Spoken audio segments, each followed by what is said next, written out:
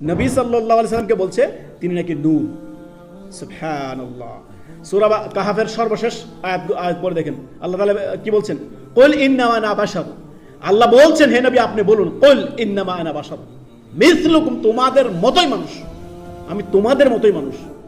পার্থক্য হচ্ছে আমার কাছে ওহী আসে, তোমাদের কাছে আসে না। আমি নবী এবং রাসূল, আল্লাহর পক্ষ থেকে প্রেরিত সাল্লাল্লাহু আলাইহি সাল্লাম। অতএব সর্বদাই আমাদেরকে খেয়াল রাখতে হবে বাতিল আকীদা মুসলিমদের অন্তরে থাকবে না, একবারে ডিলিট করতে হবে। সোজা কথা, নবী নূর নয়, নবী মাটি। আল্লাহ রাব্বুল আলামিন কোরআন মাজিদে আল্লাহ সম্পর্কে বলছেন, আল্লাহ কোথায়? আর রহমান আলাল আরশি ইস্তাওয়া, আল্লাহ আরশে আজিমের ঊর্ধ্বে রয়েছেন। কেমন আছেন? যেমনটি আল্লাহর সাজে। লাইসা কামিসলিহি শাই ওয়া হুয়া সামিউল বাসীর, অর্থাৎ আল্লাহর সমকক্ষ কোনো কিছুই নেই। আল্লাহ শুনেন এবং কি দেখেন, দুটি সিফাত আল্লাহ। আল্লাহর সাথে কাউকে আমরা মিলাবো না, কোনো স্রষ্টার সাথে সৃষ্টির কোনো তুলনা চলে না। সোজা কথা। মূল কথা হচ্ছে আল্লাহ রাব্বুল আলামিন আরশের ঊর্ধ্বে রয়েছেন। আল্লাহ সব জায়গায়, মুমিনের কলবে আল্লাহ নেই, এটা আমাদেরকে স্পষ্ট খেয়াল রাখতে হবে।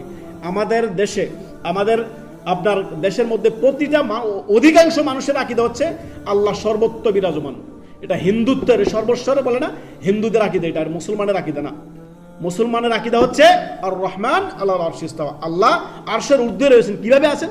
সেটা আল্লাহর যেমন সাজে তেমন আছেন, স্রষ্টার সাথে সৃষ্টির তুলনা চলে না। সোজা কথা। এইখানে আপনার সূরা হুদের আয়াত নম্বর ৭ আল্লাহ রাব্বুল আলামিন বলেন, হুয়াল্লাযী খালাকাস সামাওয়াতি ওয়াল আরদা।